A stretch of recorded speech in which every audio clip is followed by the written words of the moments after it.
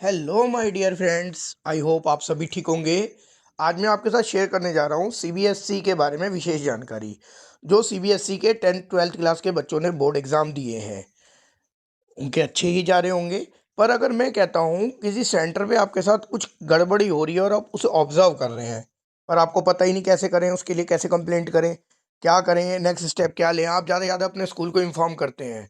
जब आप अपने स्कूल को इन्फॉर्म करते हैं पर आप देखते हैं कि स्कूल तब भी कुछ नहीं कर रहा, आपके स्कूल से जो टीचर वहाँ गया as a representative for you, वो तब भी आपकी हेल्प नहीं कर रहा है। आपने कहा और वो उनने नॉर्मल बात करके छोड़ दी, और उसके वजह से आपका टाइम ख़राब हो रहा है। जैसे अभी मैं सीबीएसई में एक टीचर हूँ, अभी एट प्रेजेंट सीबीएसई में भी मेरा रजिस्ट्रेशन है।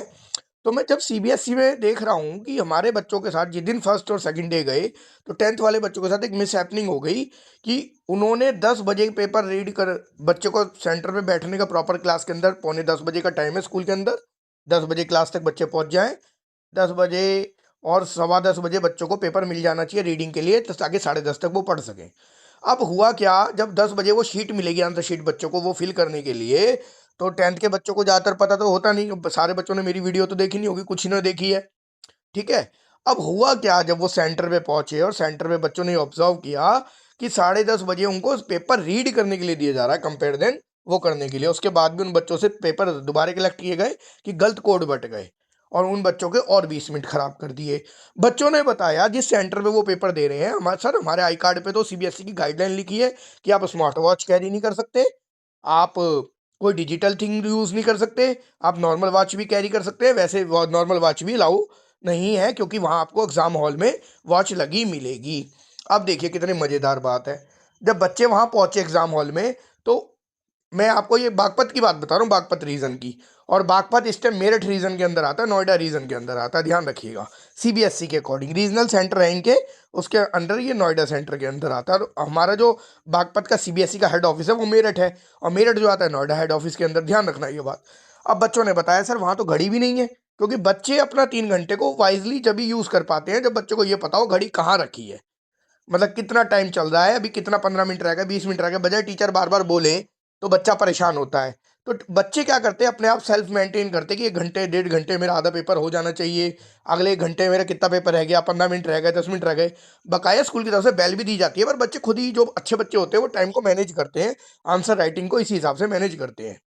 अब ऐसे में क्या करते हैं बच्चे, अगर आपके पास नहीं है वहाँ पे घड़ी, आपको अब तो बड़ी दिक्कत है। अब एक टीचर में सीबीएसई की रूलिंग है, 12 टीचर्स पे, 12 बच्चों पे एक टीचर होना चाहिए। तो एक रूम में 24 बच्चे बैठते हैं, 2 टीचर होने चाहिए।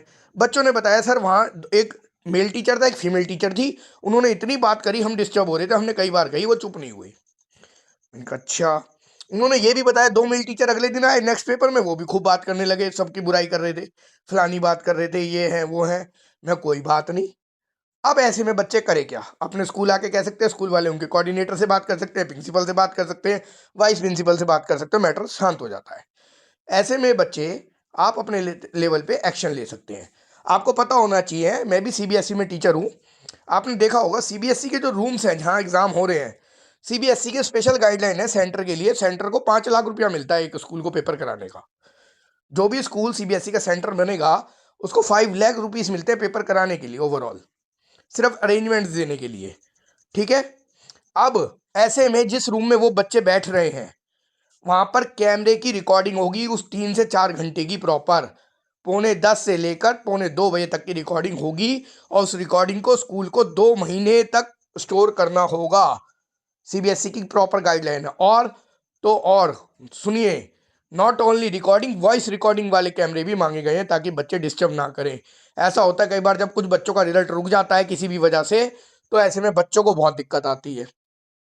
तो उस समय सेंटर जब रिजल्ट रुकता है तो बच्चों को भी बुलाते हैं, उस कंसर्न स्कूल के सेंटर कोऑर्डिनेटर, ध्यान रखना सेंटर कोऑर्डिनेटर मतलब सेंटर सुपरिटेंडेंट को सीबीएसई वहां बुलाती है, उनके रीजनल सेंटर, और उनसे पूछती है, कहते ले आओ अपने कैमरे की रिकॉर्डिंग। तो बच्चों अपने अधिकार के लिए जागरूक हो जाओ, रिकॉर्डिंग मांगो, कहो भाई रिकॉर्डिंग दो, तुम्हारे हमारे स्कूल में जो कैमरा लग रहा है जिसमें हमारे पेपर हुआ उसमें कैमरा लग रहा है, वो सीबीएसई के फंड के तहत कैमरा लगता है, स्कूल वाले अपने फंड से नहीं लगवाते, सीबीएसई फंड भेजती है उसके लिए। अब उसमें रिकॉर्डिंग होती है, उसे 2 महीने तक स्टोर करना नियम है, जब तक रिजल्ट ना आ जाए और जब कोई डिस्प्यूट ना उठे, ध्यान रखना।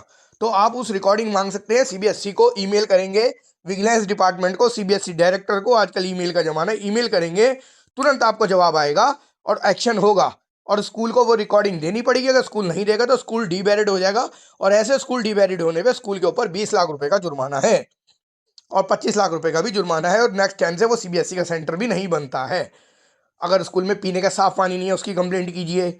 आपको ऐसा लगता है डेस्क बैठने लायक नहीं है, कंफर्टेबल नहीं है, क्योंकि सीबीएसई के जो एम्प्लॉयज़ आते हैं वो रिश्वत खा लेते हैं। मैं खुला कह रहा हूँ, कुछ पर्सनल बेनिफिट को लेके वो सेंटर को अप्रूव करके चले जाते हैं, हाँ ये सीबीएसई के स्टैंडर्ड के लायक है। अगर आपको वहाँ बैठने की प्रॉपर सीटिंग नहीं है, पीने का पानी साफ नहीं है, पानी देने वाली आपके रूम तक नहीं आ रही है, क्योंकि सीबीएसई की गाइडलाइन है कि जो पानी देने वाली एम्प्लॉयज़ होंगे, पियोन्स, वो आपके रूम तक आएंगे, उनको फिक्सिंग में लगाया जाता है और ड्यूटियों में लगा के उनको सीबीएसई अमाउंट पेड करती है। ध्यान रखना, वो भी आपके पास आएंगे।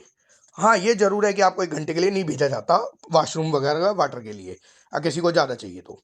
भाई किसी को कोई मेजर प्रॉब्लम है तो वो आपके एडमिट कार्ड पे होगी या स्कूल लिख के देगा, नहीं तो 1 घंटे तक हम मना करते हैं, 10:30 से 11:30, उसके बाद हम भेजते हैं। पानी के लिए तो आती है वो बार बार पियोन्स आपके पास। ठीक है, ये हुई बात। अब मुद्दा चलते हैं, अगर हमें कंप्लेंट करनी है तो हम कैसे करें? बच्चों को पता ही नहीं। हमारे में से कुछ बच्चे ऐसे हैं, सर कह रहे हैं मुझे तो कंप्लेंट का तरीका ही नहीं पता। सीधा गूगल पे जाइए। देखिए मैं एक टीचर हूँ तो सीबीएसई लॉगिन करता हूँ ओएसएम के थ्रू, ऑन स्क्रीन मार्किंग के थ्रू। अब मेरा जो स्कूल है वो बागपत रीजन में है एट प्रेजेंट। तो बागपत रीजन मैंने अभी आपको बताया मेरठ रीजन में आता है, मेरठ का रीजन पड़ता है नोएडा। तो मैंने सीधा लिखा सीबीएसई पे, सीबीएसई नोएडा रीजनल ऑफिसर्स, ये खुल गया। सीधा यहाँ कॉन्टैक्ट अस पे खुल गया, ये आ गया। बड़े ध्यान से देखिएगा, सीधा ये रही ईमेल info.cbse@gov.in, इस पे ईमेल कीजिए। अब आपको ऐसा लगता है कि जब आप ईमेल करेंगे तो प्रॉपर डिटेल लिखे, प्रॉपर इंसिडेंट लिखे, हिंदी में लिखे, इंग्लिश में लिखे, as per you, no problem. अपना एडमिट कार्ड की कॉपी लगाइए, आपकी कार्यवाही, एप्लीकेशन पे कार्रवाई होगी। इवन टीचर आपस में बात कर रहे हैं, सेंटर पे फैसिलिटीज़ नहीं है, against the centre, against the teachers, against the invigilators, centre superintendents, invigilators, जो आप करना चाहते हो वो कंप्लेंट कीजिए। सीबीएसई में जो एग्जाम की ड्यूटी दे रहा होता है उसे असिस्टेंट सुपरिटेंडेंट कहते हैं वहाँ पे, ठीक है, नॉट इन्विजिलेटर। अब ब्रैकेट में लिख सकते हैं। देखिए चेयरमैन का ये रहा, इनकी ईमेल, फ़ोन नंबर भी है, हेड ऑफ द डिपार्टमेंट ये रहे। अब आपको एग्जाम डिपार्टमेंट वाले पे जाना है, आपको जाना है एग्जाम वाले पे, ये कंट्रोलर ऑफ एग्जामिनर ये रहा। संयम भारद्वाज जी को ईमेल कीजिए यहाँ से सीधा, इन सबको ईमेल कर दीजिए, कोई पैसा नहीं लगता ईमेल को करने में, सबको सीसी मार्क कर दीजिए। ठीक है, उसके बाद विजिलेंस यूनिट को मार्क कर दीजिए। स्कूल से जब डाटा मंगाया जाएगा कि लाइए लाइए डाटा ले आइए, आपकी कंप्लेंट आई है हमारे पास, रिकॉर्डिंग ले आइए कैमरे की, स्कूल वालों को जवाब देना भारी हो जाता है। मैक्सिमम स्कूल में जो कैमरे लग रहे हैं उन्होंने वो चला नहीं रखे। ये जो भी इश्यूज़ हैं, अगर आपको दिक्कत होती है यूज़ योर ईमेल। ईमेल में अपनी पूरी इंसिडेंट लिखे, हिंदी या इंग्लिश में कोई प्रॉब्लम नहीं है, गूगल से टाइप करके लिखे, हाथ से लिख के भेजें और उसको अटैच कर दें। ठीक है, अपना एडमिट कार्ड अटैच करें, जानकारी पूरी दें, सेंटर कौन सा था। जरूर कार्रवाई होगी, आपका रिजल्ट नहीं रुकेगा। अगर कोई भी स्कूल ऐसा करता है तो उसके ऊपर एक्शन ले सकते हैं आप कभी भी। ये आपके साथ ये इन्फॉर्मेशन शेयर करनी थी। आई होप आपको ये इन्फॉर्मेशन ठीक लगी होगी। अगर आपको अच्छी लगी हो तो आप वीडियो को लाइक करना। इसमें एक बात और बताऊंगा, जो जो आपके सेंटर्स हैं, जैसे मान लीजिए मैं तो अभी आपको नोएडा रीजन दिखा दिया, अब मेरे को दिल्ली रीजन देखना, तो बस सीधा गूगल पे डालिए CBSE Delhi region officers email ID या कॉन्टैक्ट लिस्ट, आपके पास वहाँ का आ जाएगा। और मेन तो आप इंटीग्रेटेड ऑफिस को भी डालेंगे, मेन ईमेल में इंटीग्रेटेड ऑफिस को रखिए, बाकी को सीसी बीसीसी में रखिए, अपने आप आपकी एप्लीकेशन पे कार्रवाई होगी। I hope, being a teacher, मैंने ये जो बात बताई मुझे नहीं बतानी चाहिए थी, फिर भी इसलिए बताई क्योंकि किसी बच्चे के फ्यूचर की बात हो सकती है, 10th-12th वाले की। अगर ऐसा है तो आप तुरंत एक्शन लेंगे। आई होप आपके साथ सब अच्छा होगा, और ये शायद इन्फॉर्मेशन एक आधे बच्चे के तो काम आएगी जो खुद हिम्मत करके कंप्लेंट करने की हिम्मत रखता हो, अगर उसके साथ कुछ गलत हुआ हो तो। थैंक यू सो मच अपनी लाइफ के 10 मिनट देने के लिए। वीडियो अच्छी लगी हो तो इसे शेयर कीजिए अपने दोस्तों के साथ, और वीडियो अच्छी नहीं लगी हो तो मुझे कमेंट में बताएं कि आपको क्या प्रॉब्लम आ रही है।